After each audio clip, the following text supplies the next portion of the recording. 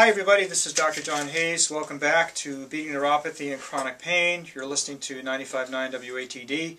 And before the break we were talking about chronic pain, we were talking about inflammation, we spoke again a little bit about metabolic syndrome, and that's probably something you'll hear me speak about every week because I feel so strongly about it. But we did, before the break, talk about a very simple blood test that you and I can get that will help to monitor states of inflammation. Now basically, let's summarize a little bit in very simplistic terms.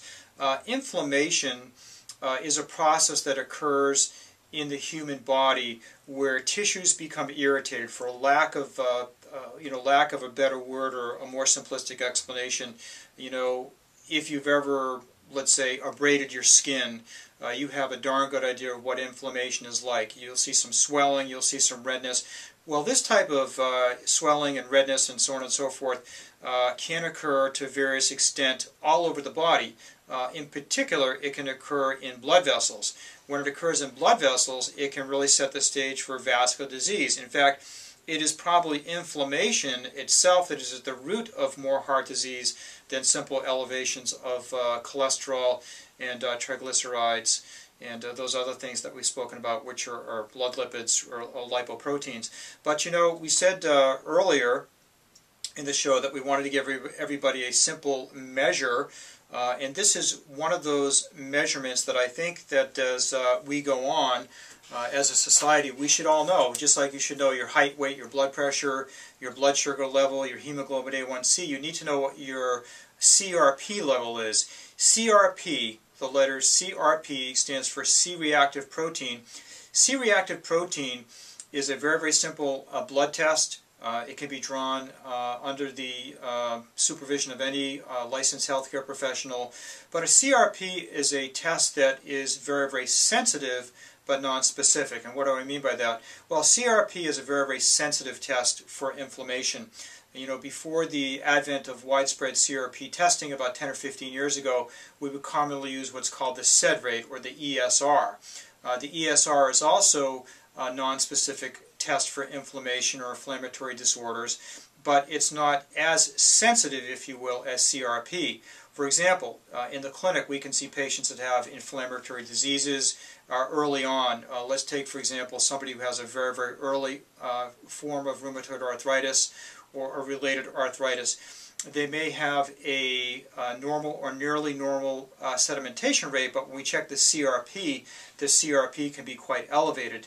One of the other things that is very interesting in our work in the neuropathy DR treatment centers, and something I've observed from quite some time in my practice, is that when I have a patient who presents to me with feelings of feeling crummy, as we spoke about earlier, over long periods of time, just some oftentimes fatigue, maybe some mild depression, and so on and so forth. And we start to question about diet, and then we talk a little bit about metabolic syndrome and that type of thing. We'll run a laboratory panel, and very commonly when we run the laboratory panel, which of course is the battery of blood tests that you receive when you visit your physician, very commonly the only abnormality that we find is an elevation in CRP. Well, the good news is that in patients that have the elevated CRP as their only clinical sign, oftentimes by taking some very simple measures of cleaning up the diet in particular, you can have a very profound effect on your CRP levels, and really within a matter of days to weeks bring your CRP levels down to normal or near normal ranges. Now, how do I know that? Well, I know it because we've done it many times before in the clinic, and it's something that those of us who practice nutrition in our practices can tell you all about. But in any event, you should know that CRP is a very important test. I would be willing to bet that your primary care physician's office is doing this at your annual physical anyhow. But it's a test that is relatively inexpensive, it's simple, and it's something that you should be aware of. And you should really know what your CRP levels are on a serial basis, because serial meaning done time after time can really help to be a predictor for many types of illnesses. And as time goes on, we're going to be hearing a lot more about that. But enough yakking about the medical stuff. Let's talk about some practical tips. And the bottom line is that creating an anti-inflammatory environment in our bodies and in ourselves is really relatively simple. And again, this is a generalization. There are going to be some patients that can't tolerate this. Also keep in mind this is not a blanket recommendation for a diet, but the vast majority of the time it certainly can serve as a template for a lot of our diets. And that is the preponderance, or the vast majority of what we eat should be plant-based and largely vegetable-based.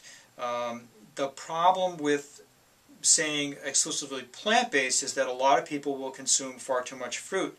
You know, consuming far too much fruit, because fruit can be very, very high in sugar, is not good for weight management, it's not good for blood sugar management, and so on and so forth. But there are some things, of course, that we can do to temper temper those effects in the diet, by such as consuming fats with your sugars and so on and so forth. But the quickest way to help get your